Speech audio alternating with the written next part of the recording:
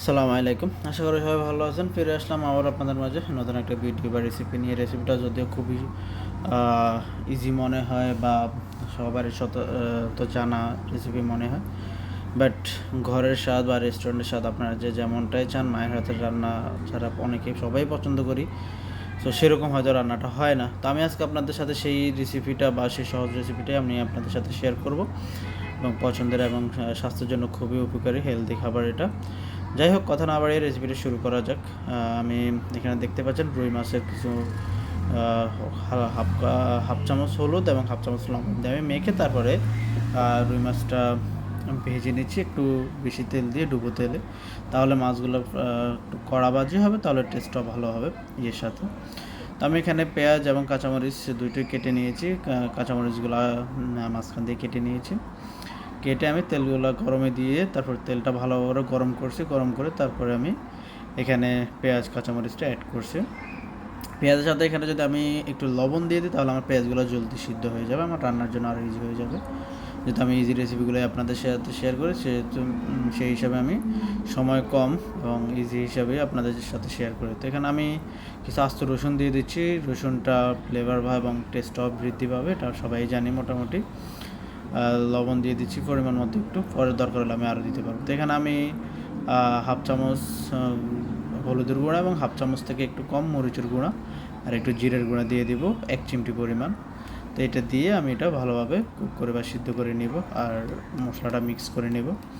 নিয়ে এখানে আমি এখন সিমটা অ্যাড করে দিব, কারণ সিমটা হতে একটু সময় লাগে। এখানে হয়তো অনেকে ভুল করে সিমটা হতে কত সময় লাগে বা কী জিনিসটা পারফেক্টলি জানা হয় না। তো আমার সিমটা হতে 20 থেকে 25 মিনিট লাগে নর্মালি সিমটা নরম হয়ে আসতে। সিমটা দেখতেই নরম দেখা যায়, বাট এটা নরম থাকে না। এটা মানে মনে হয় যেন হয়ে গেছে, এরকম কিছু না। এটা হতে নর্মালি 20 থেকে 25 মিনিট লাগে। সিমটা হয়ে গেলে আমি ফুলকপি দিয়ে দিব। সিমটা তখন হাফ হয়ে যাবে, পুরো হবে না। সিমটা হাফ হয়ে গেলে আমি ফুলকপি দিয়ে দেবো। ফুলকপি হতে থেকে 15 থেকে 20 মিনিট, টোটাল রান্নাটা 1 ঘন্টার মধ্যে হয়ে যাবে। সিমটা দিয়ে এরপর আমি আলুটা দিয়ে দিব। ফুলকপি দিয়ে তারপর আলু দেবো। আলু দেবো আমি মাছ দেওয়ার সাথে। তো আমি ফুলকপি দিয়ে আমি এখানে একটু পানি দিয়ে ফুলকপিটা মশলার সাথে ভালো করে মিক্স করে নেব। 1 কাপ পরিমাণ পানি দিয়ে দেবো, দিয়ে আমি ফুলকপিটা একটু সিদ্ধ করে এরপরে বাকি পানিগুলো আমি এখানে অ্যাড করে দেবো। তো এখানে সবজিটা অবশ্যই খুবই সুস্বাদু এবং খুবই অসাধারণভাবে আমি রান্না করছি, যেভাবে সবাই পছন্দ করবে এবং যেভাবে সবার হেলথের জন্য ভালো হবে, সেভাবে আমি আপনাদের সাথে শেয়ার করতেছি। আর আমার ভিডিওগুলো বা চ্যানেলের সাথে পেজের সাথে যারা আছেন তাদের সবাইকে ধন্যবাদ। সবসময় চ্যানেলের সাথে পেজের সাথে থাকবেন, এরকম অনেক নতুন নতুন ভিডিও আমি আপনাদের সাথে শেয়ার করবো ইনশাল্লাহ। আপনাদের পছন্দ হবে এবং আপনারা সহজভাবে টেস্টি বা খুবই সুস্বাদুভাবে বাসায় তৈরি করে ফেলতে পারবেন কোনো ঝামেলা ছাড়াই। আর টেস্টটাও পেয়ে যাবেন বাসার বা রেস্টুরেন্টের, কোনো সমস্যা নেই। যাই হোক, আমার পানি দেওয়া শেষ। আমি এখানে পরিমাণ মতো 4 কাপ পানি দিয়ে দিয়েছি। দিয়ে আমি এখানে কিছু সময় মানে 15-20 মিনিট ওয়েট করছি। আমি দেখতেছি আমার ফুলকপিটা হয়ে গেছে। এখানে আমি আলু অ্যাড করে দেবো। আলু অ্যাড করে আমি মাছটা দিয়ে দেব।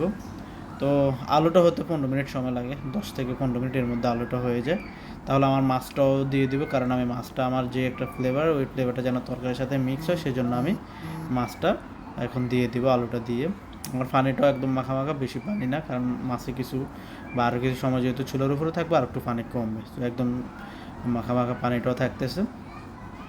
তো এভাবে আমি ধনিয়া বা একটু বাগারের জন্য যেহেতু রেডি করবো। আর এখানে একটু কাঁচা টমেটো দিয়ে দিচ্ছি দেখতে সুন্দর দেখার জন্য।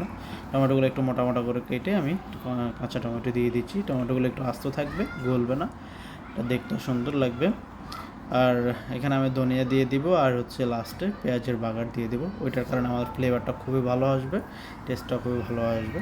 তো সবাইকে ধন্যবাদ ভিডিওর সাথে বা ভিডিওটা শেষ পর্যন্ত দেখার জন্য এবং চ্যানেলের সাথে থাকার জন্য। আপনারা অবশ্যই ভিডিওগুলো শেয়ার করবেন এবং কমেন্টস করবেন, আর পেজের সাথে থাকবেন। এরকম আরও অনেক নতুন নতুন ভিডিও বা রেসিপি আমি আপনাদের সাথে শেয়ার করব। তো সবাই ভালো থাকবেন, ধন্যবাদ সবাইকে।